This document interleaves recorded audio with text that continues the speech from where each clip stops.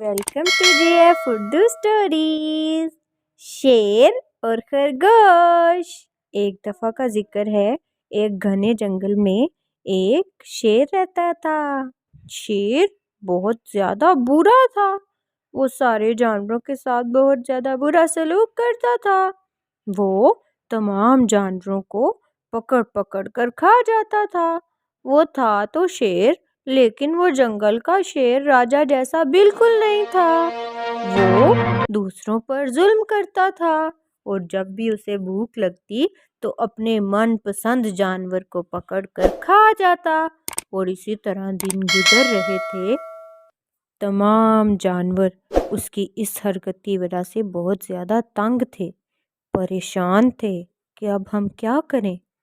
اسی مسئلے کے حل کے لیے تمام جانوروں نے مل کر اس مسئلے کا صحیح حل ڈھونڈنے کی کوشش کی، اور ایک لومڑی نے کہا، دیکھو بھائی، ہمیں اس کے لیے کچھ نہ کچھ تو ضرور کرنا پڑے گا۔ ہمیں چاہیے کہ ہم باری باری شیر راجا کے پاس چلے جایا کریں تاکہ وہ کھا سکے، اور کھانا کھا کے آرام سکون سے سو جایا کرے، تاکہ باقی جانور ہنسی خوشی اتنی دیر تک اپنی زندگی بغیر کسی خوف اور ڈر کے گزار سکے۔ تو پاس ہی کھڑے جانوروں نے کہا، ہاں لومڑی بالکل ٹھیک کہہ رہی ہے، ہمیں ایسا ہی کرنا چاہیے، ہم ضرور ایسے کریں گے۔ ہم باری باری شیر راجا کے پاس چلے جایا کریں گے، اس کا کھانا بن جایا کریں گے، اور شیر راجا اپنی گفا سے باہر ہی نہیں آئیں گے تو ہم باقی سارے جانور ہنسی خوشی اپنی باری آنے تک اپنی زندگی ہنسی خوشی بغیر کسی خوف کے گزار سکیں گے۔ تو پھر یہی فیصلہ ہوا، اور پھر لومڑی شیر راجا کے پاس یہی فیصلہ سنانے کے لیے گئی کہ شیر راجا، ہم تمام جنگل کے جانوروں نے یہ فیصلہ کیا ہے کہ آپ کو ہمارے پاس شکار کرنے آنے کی کوئی ضرورت نہیں، ہم خود باری باری آپ کے پاس آپ کا کھانا بننے آ جایا کریں گے۔ شیر راجا بہت زیادہ خوش ہوا۔ دل ہی دل میں وہ اترا رہا تھا کہ دیکھو، اب مجھے کوئی محنت نہیں کرنی پڑے گی، اب تو میرا کھانا خود چل کر میرے پاس آیا کرے گا۔ پھر اس شیر راجا اچانک بولا اور کہنے لگا، لومڑی، میری بات غور سے سنو۔ اگر کسی جانور نے میرے پاس آنے میں کوتاہی کی، ذرا سی بھی دیری لگائی، تو میں نے اس کا حال بہت برا کر دینا ہے۔ پھر میں تم تمام جنگل کے جانوروں کو ایک ہی دفعہ سزا دوں گا اور پکڑ کر ہڑپ کر جاؤں گا، اور میں دیکھوں گا بھی نہیں کہ کس جانور کی باری تھی۔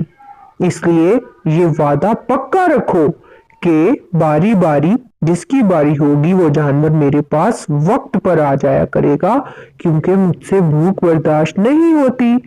لومڑی نے یہ بات سنی تو اس نے کہا، جی شیر راجا، بالکل ایسا ہی ہوگا۔ پھر ایسے ہی دن گزرتے گئے۔ جس جانور کی باری ہوتی وہ شیر راجا کے پاس اس کا کھانا بننے کے لیے چلا جاتا، لیکن باقی جانور خوش نہیں تھے۔ وہ چاہتے تھے کہ شیر راجا کو کسی طریقے سے سبق تو سکھایا جائے، کیوں ہم بیچاروں کو یہ کھا جاتا ہے اور ہماری زندگی ختم کر دیتا ہے، ہمارے بچے ہمارے بغیر اکیلے رہ جاتے ہیں، پھر ان کو پکڑ کے کھا جاتا ہے۔ اسی اسنا میں ایسے ہی دن گزرتے گئے، تمام جانور باری باری شیر راجا کے پاس اس کا کھانا بننے جاتے رہے۔ ایک دن ایک چھوٹے سے ریبٹ کی باری آئی۔ ریبٹ بہت زیادہ ذہین تھا۔ اس نے سوچا، مجھے کوئی نہ کوئی تو ترکیب بنانی پڑے گی تاکہ ہم جنگل کے جانوروں کو اس برے شیر سے چھٹکارا مل سکے۔ اس نے سوچا، بہت سوچا، اور سوچنے کے بعد ایک ترکیب اس کے دماغ میں آ گئی۔ تو پھر اس نے کہا کہ ٹھیک ہے، اب میں اس ترکیب پر عمل کرتا ہوں۔ وہ چلتا گیا، آہستہ آہستہ چلتا شیر کی گفا کے پاس پہنچا تو اس نے دیکھا کہ شیر راجا تو بہت زیادہ غصے میں ہے۔ اس نے شیر راجا کو کہانی سنانا شروع کی۔ شیر راجا، مجھے آنے میں اس لیے دیری ہو گئی کہ راستے میں مجھے ایک اور شیر مل گیا تھا۔ وہ مجھے کہنے لگا کہ میں اس جنگل کا راجا ہوں، مجھے کھانا کھانا ہے، میرا کھانا بن جاؤ۔ تو میں ڈرتا ڈرتا اس کو کہنے لگا کہ نہیں، میں تمہارا کھانا کبھی بھی نہیں بن سکتا، کیونکہ میں تو شیر راجا کا کھانا ہوں، جو کہ ہمارے جنگل کے بہت زیادہ بہادر شیر ہیں، میں تو ان کا ہی کھانا بنوں گا آج۔ تو وہ شیر کہنے لگا کہ شیر راجا میں ہوں، اس جنگل کا بادشاہ میں ہوں، میرے علاوہ کوئی بہادر اور نڈر نہیں ہے، باقی سارے شیر میرے ماتحت ہیں، میرے نیچے کام کرتے ہیں، وہ سارے میرے نوکر ہیں۔ جب شیر راجا نے یہ بات سنی تو اس نے کہا مجھے لے چلو اس شیر کے پاس، میں دیکھتا ہوں کہ وہ کون ہے جو میرے جنگل میں آ کر مجھے ہی اپنا نوکر کہہ رہا ہے۔ تو پھر ایسے ہی خرگوش شیر راجا کو لے کر ایک ایسی جگہ پہنچا جہاں پر ایک کنواں موجود تھا۔ خرگوش نے کہا شیر راجا جی، وہ دوسرا گندا برا شیر اسی کنویں میں ہے۔ جب شیر راجا اپنے غصے کو کنٹرول کیے بغیر اس کنویں میں دیکھنے لگے تو اندر دیکھا انہوں نے تو انہیں اپنا سایہ نظر آیا۔ انہوں نے کہا واقعی اس میں کوئی شیر ہے۔ وہ اس کو دبوچنے کے لیے اندر جانے لگے تو کنویں کے اندر چھلانگ لگائی تو اندر گر گئے، لیکن وہاں کوئی اور شیر موجود نہیں تھا، وہ تو شیر راجا کا ہی سایہ تھا۔ خرگوش پاس کھڑا بہت خوش ہوا اور کہنے لگا شکر ہے اس برے شیر سے ہماری جان چھوٹی، اب جنگل کے تمام جانور ہنسی خوشی رہیں گے۔